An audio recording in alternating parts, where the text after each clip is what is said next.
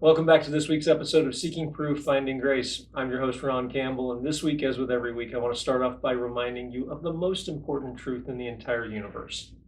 God loves you.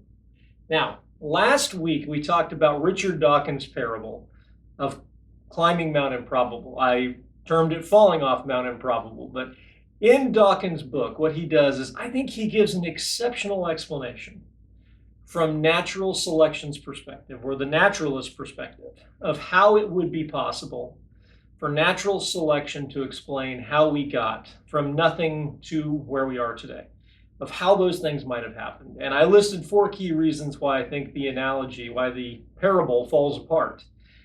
And we're going to run into the same problem today. So before we begin the specific journey, although today we take that first step into the journey, we're going to talk about information and the problem that information poses.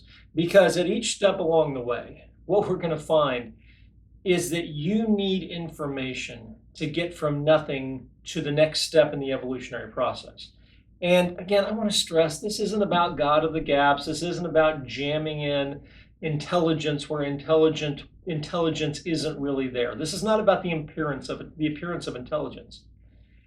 I grew up as a kid in the 1980s. I remember my dad taking me to Aladdin's Castle at our local mall, and he and I would go bond over a roll of quarters and just spending time plugging coins into Pac-Man and Centipede and Spy Hunter, one of my favorites. We had such a good time, my dad and I, when we would go do those kinds of things. And when I think back to the 1980s and I think back to those kinds of things and the early computers that we had in our little computer lab class, you used to have to take a 5.25-inch boot disk, and you'd put the boot disk in this old floppy drive, and you'd boot the computer up with that disk, and then you'd pop that disk out and put another one in. And oh my goodness, by today's standards, was it just antiquated and ancient. The first computer I had didn't even run Windows. It was DOS-based. But even at the time, you recognized the fingerprint of programming, of intelligence and design, and all of those many things. And I look at that and think about where we are today and on the threshold of artificial intelligence. And we all recognize in our lives with the personal computers that sit on our desks or the computers that we use, on watches or phones or all of these other things, they were just things that were out of Star Trek when I was growing up. They were things that were just fantastic. They were sci-fi. There was no truth to any of them. But yet they didn't evolve that way. They were programmed that way. And we recognize the fingerprint of design in these cases because intelligence is always the end result of intelligence. We never look at it and say, well, it could have evolved that way or it could have done anything else. In the realm of computers, in the realm of technology, we always recognize the handiwork of human programming that got us there. My current laptop, I love it. It's been a great laptop for years. But the little pad that you use in place of a mouse, and I'm an old man, so I plug a mouse into one of the ports and I use an external mouse. But part of the reason that I do that is the little touchpad is wearing out. And sometimes it works and sometimes it doesn't. And every time Windows seems to update, for a while it fixes the problem. But then after a little bit, it breaks again. And so I go back and forth at the moment it's working. There's no way that random mutation when it comes to computer programming is ever a good thing. And we recognize that throughout the process of us and everything that technology is so wired into. So today, as we take this real first step into the discussion of where we came from, what we need to recognize is at every single step along the way, there's programming that's built into us. And whether that's in DNA or RNA, at any place along the process, what we find is that information has been infused at the most minute structures inside of us that allows us to function and grow and reproduce. And everything that's in us is not just random chance. And that's the argument. I know I'm putting a statement out there, and I'll back it up as we go forward through today's episode. But the computer programming that makes up you cannot possibly be the result of random chance. In no other area would we ever say computer programming could just happen. Bill Gates once said, DNA is like a computer program, but far, far more advanced than any software we've created. That's spot on correct. And Gates is just scratching the surface. Our computer programming is a series of ones and zeros, so it's 2 possible digits. DNA has 4. So the complexity of the programming that makes up DNA is like nothing that we can possibly imagine. So intelligence is always the result of an intelligent mind putting that intelligence together, no matter what form it comes in.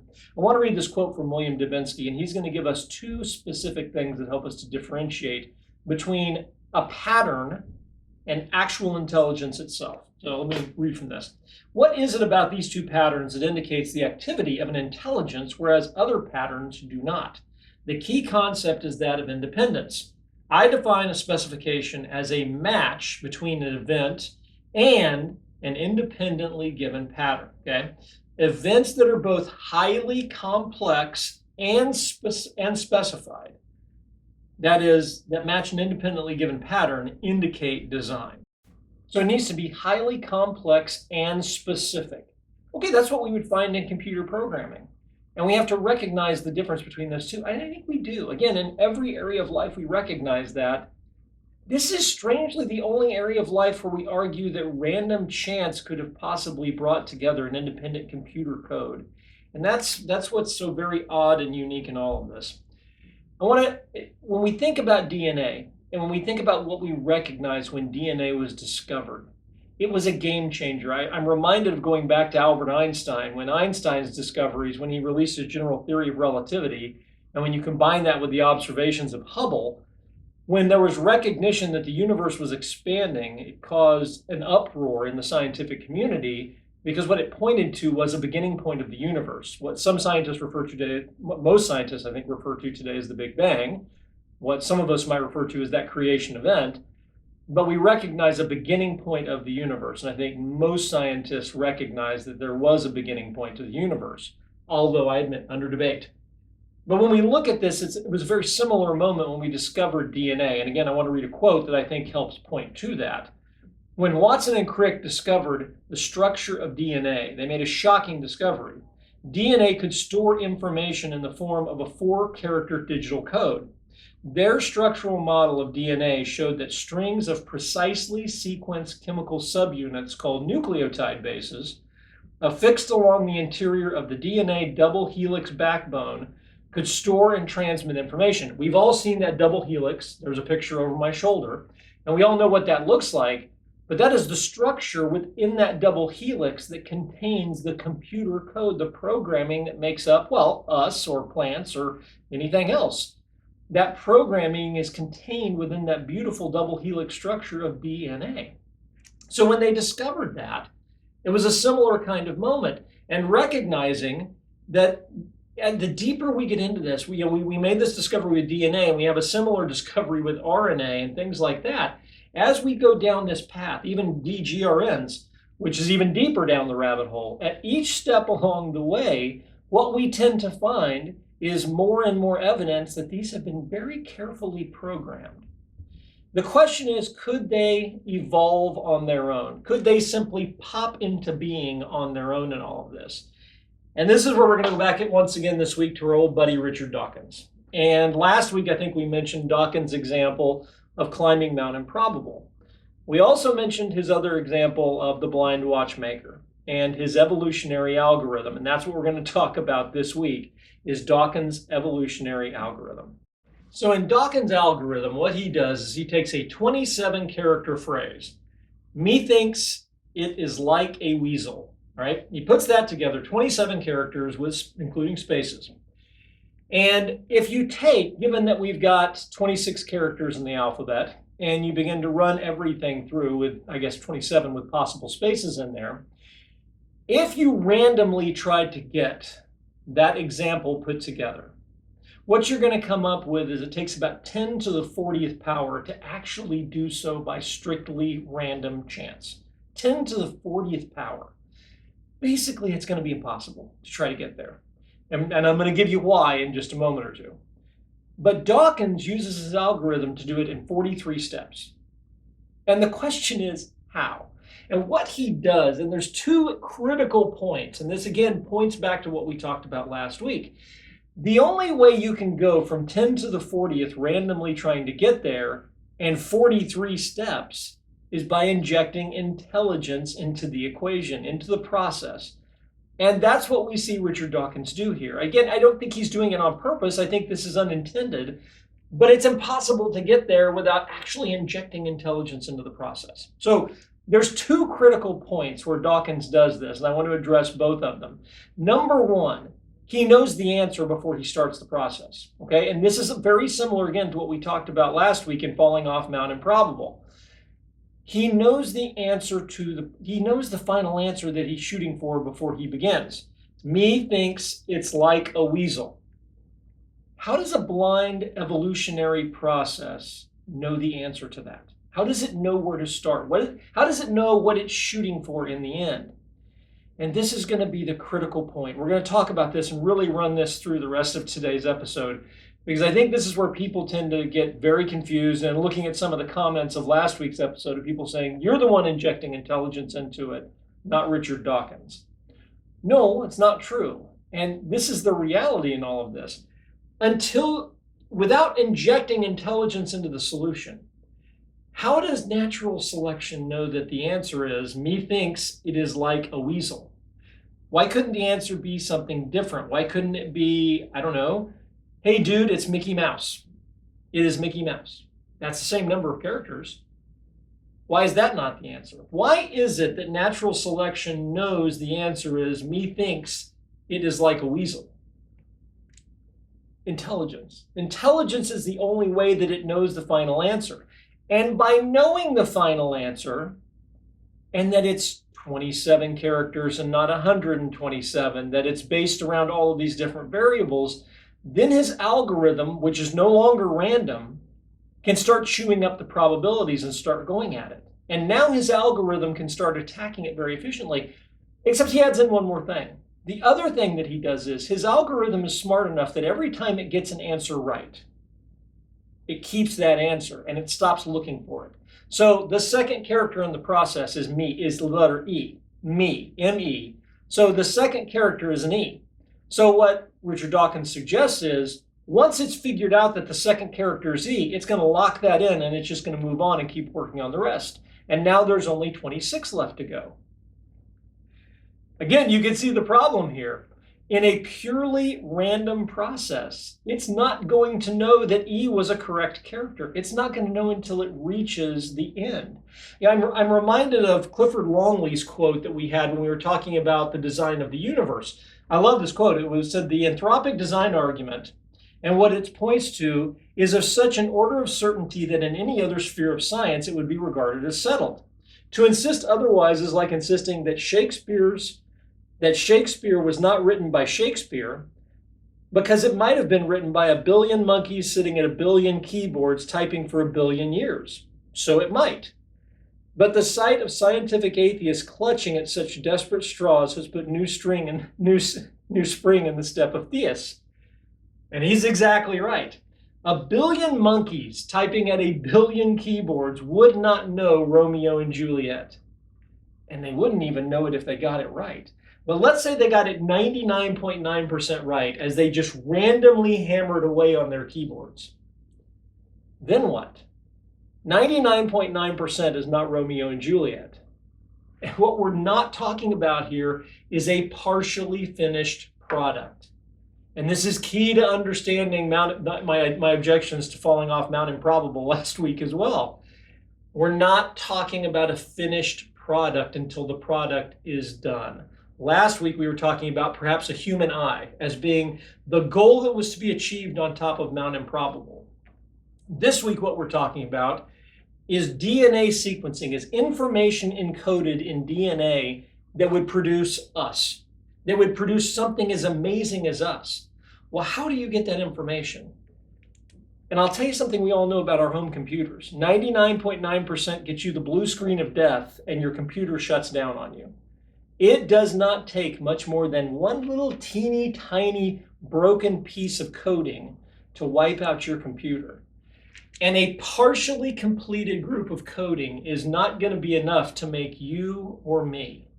So random selection, and this is the problem with Darwin's example, and this is the problem with what Dawkins is talking about here. Darwin had no idea about DNA or RNA or things like that. That was well beyond him. But natural selection and neo-Darwinian evolution have no means of explaining something until it already exists. That was the point of last week's exercise. There was a goal worth achieving, the human eye on top of Mount Improbable.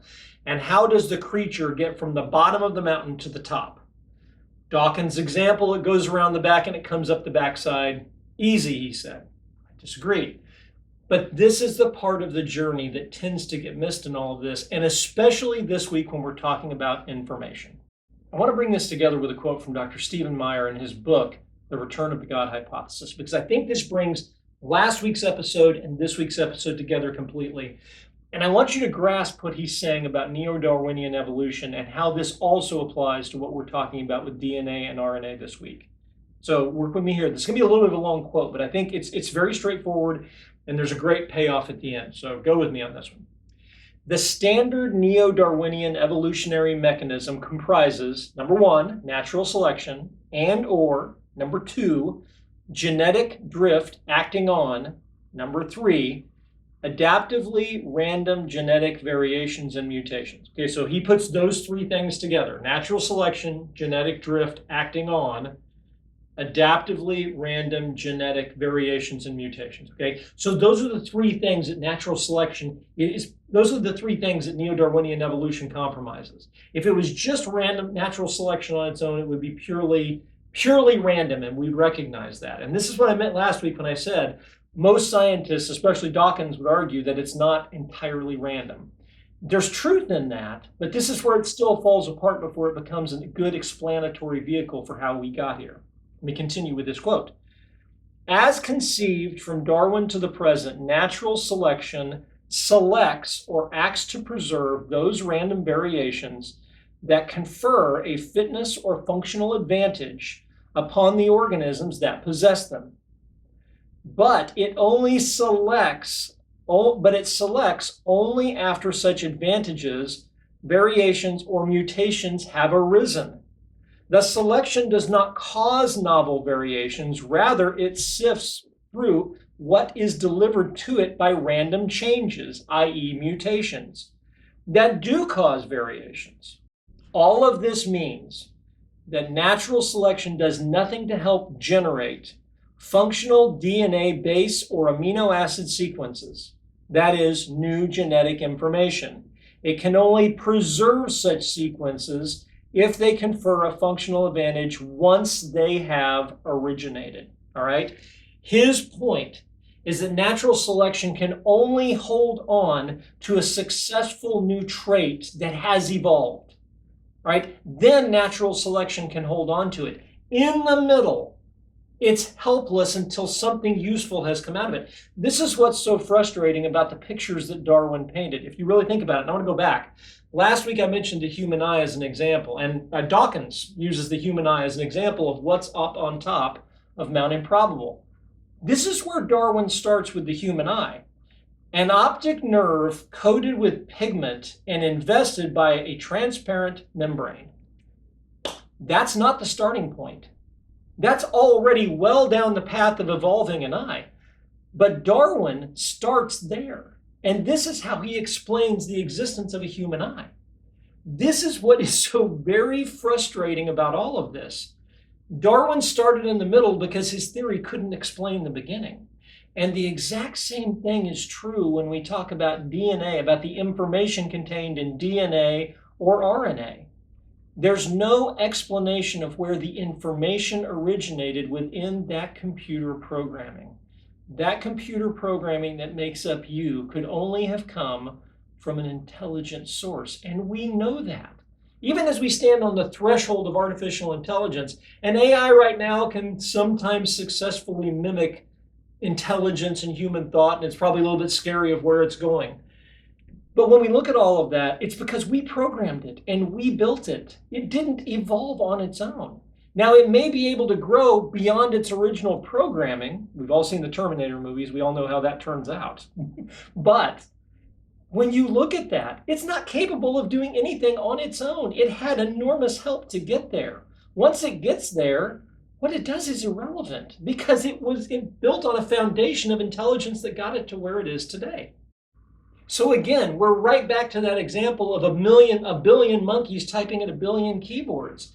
We all appreciate the fact that we can look at intelligence and recognize what it is once it already exists. But until you know that Romeo and Juliet is what you're shooting for, natural selection has no ability to understand the what, the where, or the why. And there's no way you get that human eye on top of Mount Improbable, or you get this DNA, this evolutionary algorithm. You can't shoot for the end game until you know there's something worth shooting for. And this is the problem. Richard Dawkins frequently does this and kind of skips to the end in his work. And I get it. I understand he's writing at a very high level, but I love this quote again from The God Delusion. The origin of life was the chemical event or series of events whereby the vital conditions for natural selection first came about. The major ingredient was heredity, either DNA or more probably something that copies like DNA, but less accurately, perhaps the related molecule RNA. Once the vital ingredient, some kind of genetic molecule, is in place, true Darwinian natural selection can follow, and complex life emerges as the eventual consequence. But the spontaneous arising by chance of the first hereditary molecule strikes many as improbable. Maybe it is very, very improbable. No, I'm afraid, Dr. Dawkins, it's not just improbable, it's impossible. It is mathematically impossible for it to get there. And in no area of life would we expect computer programming to be something that just happens on its own. And the same is true for RNA. It's not just DNA, and I know there's a lot of hope that RNA is going to get us there. And again, you run into the exact same problems with RNA. Unless you assume some prior unknown source, or unless you assume intelligence at various points along the process that do very much like Dawkins' evolutionary algorithm, unless you cut down on the odds, you never can get there on its own. And that's what we're going to see over and over again as we look at this question of trying to figure out where the intelligence comes from that's coded inside of us. The reason we covered this now is this is going to come up over and over again in the process, be it the jump from lifelessness to life or the Cambrian explosion or wherever we're going. We're going to run into this issue of the sudden massive explosion of information that we find coding us from the very inside out. I want to end again with just that quote from Dr. Meyer, because I think he just hits the nail right on the head. All of this means that natural selection does nothing to help generate functional DNA base or amino acid sequences. That is new genetic information. It can only preserve such sequences if they confer a functional advantage, once they have originated. Again, the usefulness cannot be gauged by the creature until it's already happened. And then natural selection can explain how it can hold on to that and how that can explain successive generations. But if you start at the beginning, natural selection is powerless to explain how intelligence was brought into the equation in the first place. And that will be a showstopper. I hope you enjoyed this week's episode. And if you did, I hope you'll consider hitting the like button for the episode and the subscribe button for our channel. You can find us on our website at prooftograce.com. You can reach out to us at prooftograce@yahoo.com via email if you have questions. And you can certainly find our podcasts on YouTube, iTunes, or Spotify. Thank you so much for joining us, and I look forward to seeing you in the weeks to come.